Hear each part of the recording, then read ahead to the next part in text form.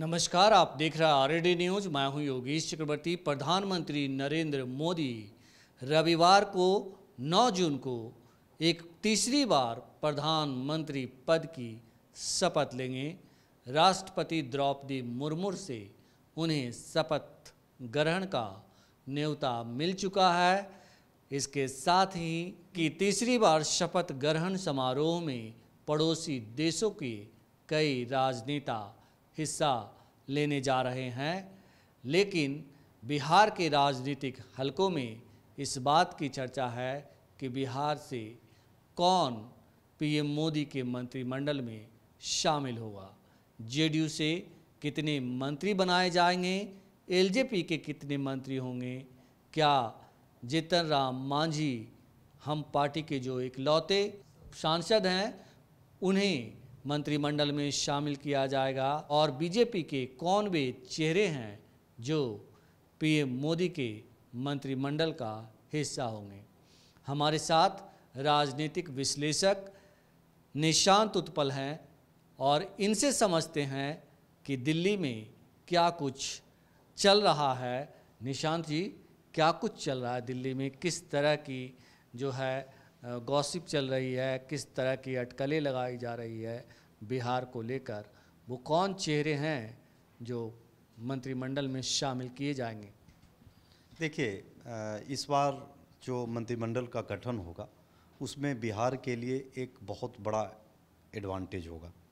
वो इसलिए चूँकि भारतीय जनता पार्टी जो मैजिकल फिगर है उससे वंचित रह गई, और संयोग से भारतीय जनता पार्टी के जो एलाइज हैं, खास करके जेडीयू, उनकी काफ़ी अच्छी सीटें आई। चिराग पासवान को काफ़ी अच्छी सीटें आई, और इनके जो एक और एलाई जीतन राम मांझी, वो भी अपना जो है सीट बचाने में कामयाब रहे। तो मुझे लगता है कि इसमें बिहार से जो मंत्रिमंडल में जो बर्थ मिलना है उसमें सभी जातियों का और सारे वर्गों का ख्याल रखा जाएगा। एक बैलेंस जो है मेंटेन करने की बात होगी, क्योंकि चुनाव में किसी एक जाति से तो आप चुनाव जीत नहीं सकते हैं, और सभी वर्गों का जो है ख्याल रखना पड़ेगा। अब देखना पड़ेगा कि कोई वर्ग छूट ना जाए। लेकिन मैं इतना तो ज़रूर समझता हूँ कि जीतन राम मांझी को ज़रूर जो है कैबिनेट में हिस्सेदारी मिलेगी, क्योंकि बिहार के वो पूर्व मुख्यमंत्री रहे हैं, बड़े जो है दलित चेहरे हैं और काफ़ी एक्सप्रेसिव लीडर माने जाते हैं, और उनकी देश भर में जो है एक बड़ा नाम भी है, और उस नाम को उन्होंने कमाया भी है। और जिस प्रकार से वो सामाजिक मुद्दों पे मुखरता से बोलते हैं, तो इसके वजह से नरेंद्र मोदी कैबिनेट में उनकी जगह जो है मुझे पक्की दिख रही है। अब बात करते हैं जेडीयू की। तो जेडीयू का जो कोर वोट बैंक है वो है लवकुश और अति पिछड़ा। तो मुझे लगता है कि लवकुश में कोई ना कोई एक होगा, या तो वाल्मीकि नगर से, वाल्मीकि नगर के जो सांसद हैं सुनील कुशवाहा, उनको मंत्रिमंडल में जगह मिल सकता है, या नालंदा के जो निवर्तमान सांसद कुमार कौशलेंद्र हैं उनको भी जगह मिल सकता है। हो सकता है कि वो स्वतंत्र प्रभार के मंत्री बने या स्टेट मिनिस्टर बन सकते हैं। और इसके साथ नीतीश कुमार एक अति पिछड़ा जाति के किसी लीडर को कैबिनेट बर्थ दिलवा सकते हैं। उसमें जो नाम चर्चा में है वो रामप्रीत मंडल हैं, और दिलेश्वर कामत की भी जो है ऐसी चर्चा है। इसके अलावा सवर्ण बिरादरी से संजय झा और लल्लन सिंह की भी चर्चा है। लेकिन मुझे लगता है कि संजय झा की जो चर्चा है उसमें कोई बहुत ही मौलिक आधार मजबूत नहीं है, क्योंकि संजय झा अभी हाल फिलहाल में जो है पार्टी ने उनको रिवार्ड भी दिया, राज्यसभा सांसद के तौर पे बनाया। उनके लिए बड़ी बात है, क्योंकि और भी कंटेंडर थे। मुझे लगता है कि इस बार जो है कैबिनेट में लल्लन सिंह की लॉटरी लग जाएगी। जो उन्होंने कुर्ता पैजामा सिलाया है वो टांगने की ज़रूरत नहीं पड़ेगी, क्योंकि ये जो लल्लन सिंह के साथ जो ये चीज़ें चल रही है वो पिछली बार भी जो ऐसी चर्चा थी 19 में जो सरकार बनी थी तो उसमें नीतीश कुमार चाहते थे कि ललन सिंह जो है कैबिनेट में उनको जगह मिले, लेकिन पॉलिटिक्स है, पॉलिटिक्स में कई बार अजूबा हो जाता है, तो उस समय उनको मौका नहीं मिला। लेकिन नीतीश कुमार इस बार जो है मुझे लगता है कि 100% जो है ललन सिंह को मंत्रिमंडल में एक अच्छा पोर्टफोलियो के साथ, अंदर खाने में चर्चा है कि वो शायद रेल मंत्री भी बन सकते हैं या कैबिनेट भी, कृषि मंत्री भी बन सकते हैं, या कोई बड़ा जो है भारी भरकम जो है मलाईदार जो है मंत्रालय उनको मिलेगा, ताकि उनके जो शुभचिंतक हैं और उनके जो लोग हैं उनके पॉलिटिकल जो कैबिनेट में जो वर्थ है उससे उनको संतुष्टि मिले।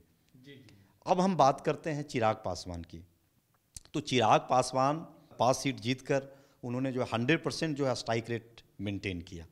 तो मुझे ऐसा लगता है, या जो ऐसी चर्चा है अंदर खाने में, कि चिराग पासवान कैबिनेट मिनिस्टर बनेंगे और शायद उनके साथ जो है कोई स्वतंत्र प्रभार या स्टेट मिनिस्टर के तौर पर बीना सिंह का भी नाम चल रहा है। वैशाली से जो निवर्तमान जो दूसरी बार की जो सांसद हैं उनका भी जो है नाम चल रहा है। तो शायद ये दोनों को मिले, या शायद जो है चिराग पासवान ही अकेले हों। अब हम बीजेपी की बात करते हैं। देखिए, बीजेपी का जो कोर वोट बैंक है वो श्रवण और बनिया। तो मुझे लगता है कि इस बार जो है, चूँकि टिकटों के बंटवारे में लोकसभा चुनाव में भारतीय जनता पार्टी ने बनिया वर्ग को निराश किया, सिर्फ एकमात्र टिकट दिया, और शिवहर से भी जो रमा देवी थी जो निवर्तमान सांसद थी वो उनका टिकट कटा, और उसके वजह से जो है वैश्य समुदाय में के जो लोग थे वो काफ़ी आक्रोशित हुए, जिसको चिराग पासवान के माध्यम से खगड़िया में लोकसभा टिकट दिलवा के उसकी जो है पूर्ति की गई है, वरना नाम वहाँ पे किसी कुशवाहा का चल रहा था, आप देखेंगे। तो मुझे लगता है कि अभी जो है 2025 में विधानसभा चुनाव है, तो मुझे लगता है कि संजय जायसवाल भी इस बार उनकी लॉटरी लग सकती है। दूसरा जो नाम होगा मेरे ख्याल से इस बार राजपूत बिरादरी में, इस बार बीजेपी ने लोकसभा में 5 टिकट दिया था, उसमें 2 जो राजपूत लीडर्स हैं वो हार चुके चुनाव, अभी 3 जो है निवर्तमान सांसद हैं। उसमें जो है जो महाराजगंज के जो सांसद हैं जनार्दन सिंह सिगरीवाल, उनकी जो है लॉटरी मुझे लग सकती है। कारण ये है कि राजीव प्रताप रूडी जो है वो, उनका जो विश्वास है या उनकी वो जो है, अब मुझे लगता है कि अभी जो है बीजेपी का जो आला कमान के नज़रों में अभी वो बहुत ही गुड बुक में नहीं है। तो मुझे लगता है कि जनार्दन सिंह सिगरीवाल जो है मंत्री बन सकते हैं।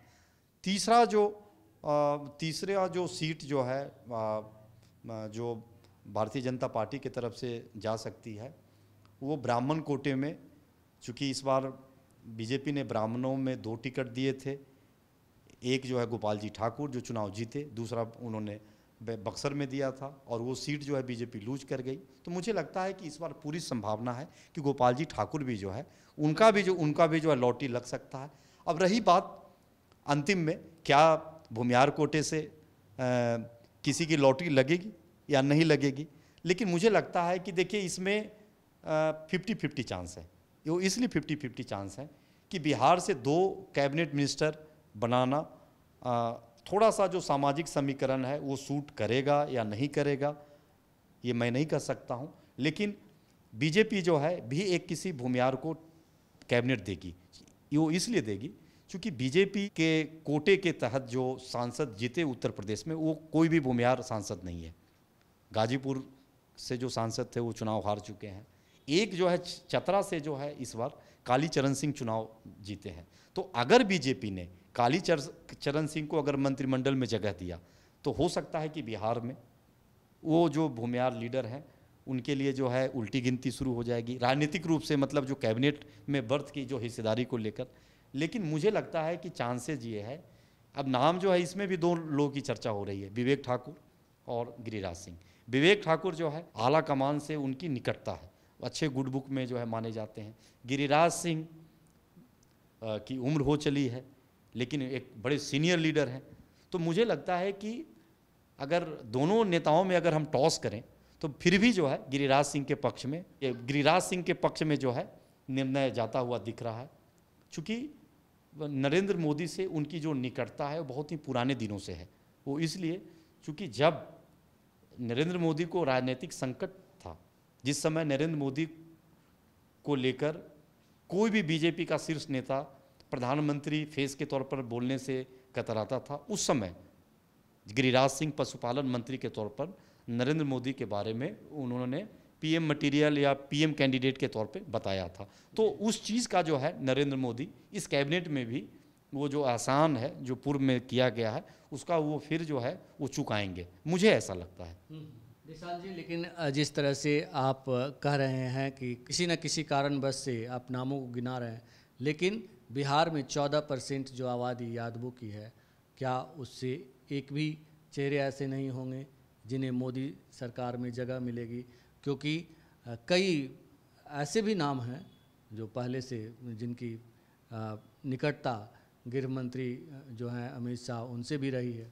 देखिए, आप सही बोल रहे हैं, 14% आबादी को नकारना वो किसी के बस की बात नहीं है, क्योंकि एक ये बहुत बड़ी आबादी है और राजनीतिक रूप से बहुत ही जागरूक कम्युनिटी है। तो मुझे लगता है कि यादव कोटे से दो नामों की चर्चा है। एक मधुबनी से जो निवर्तमान सांसद अशोक यादव हैं, उनकी भी काफ़ी चर्चा है, और दूसरा नित्यानंद राय। नित्यानंद राय अमित शाह के काफ़ी करीबी हैं, लेकिन आप देखिए कि जितना भारतीय जनता पार्टी ने नित्यानंद राय पे निवेश किया है राजनीतिक रूप से, क्या नित्यानंद राय ने उस राजनीतिक निवेश को लौटाया है भारतीय जनता पार्टी के लिए राजनीतिक रूप से? तो आपको जवाब जो है ना नहीं में मिलेगा, चूँकि आप इस चुनाव में अगर आपने देखा होगा कि भारतीय जनता पार्टी को जो यादव जो मतदाताओं का जो वोट बैंक है वो काफ़ी कम मिला। विधानसभा चुनाव में भी जो है यादव मतदाताओं का जो वोट बैंक है वो काफ़ी कम मिलता है। तो जिस प्रकार से नित्यानंद राय को पर जो शीर्ष नेतृत्व जो है काफ़ी भरोसा करके जो उन्हें जिम्मेवारी दी गई है वो व्यवहारिक रूप से वो कर नहीं पा रहे हैं, लेकिन फिर भी चूँकि उनकी निकटता अमित शाह से है तो उनका भी जो है कैबिनेट बर्थ जो है मुझे मिलता हुआ दिख रहा है। लेकिन मैं इसमें एक और भी चीज़ जोड़ना चाहता हूँ कि अशोक यादव भी बहुत ही मजबूत कैंडिडेट हैं। वो इसलिए हैं चूँकि वो हुकुमदेव नारायण यादव के सुपुत्र हैं और वो एक सुयोग्य पिता के सुयोग्य पुत्र हैं। जिस प्रकार से उन्होंने जो है राजनीति अभी की है और जिस प्रकार से मधुबनी में यादवों के एक बड़े वर्ग को वो अपनी तरफ लाने में कामयाब होते हैं, वो शीर्ष नेतृत्व के कानों तक भी ये बात पहुंची है। अगर आप नित्यानंद राय जी की बात करें तो उन्हें इस बार जो उजियारपुर का जो लोकसभा चुनाव है इस चुनाव में उन्हें यादव मतदाताओं का बिल्कुल नगण्य सहयोग मिला। बीजेपी के और कोर जो सपोर्टर्स थे उनका सपोर्ट मिला उन्हें, जिस वजह से वो चुनाव जीते।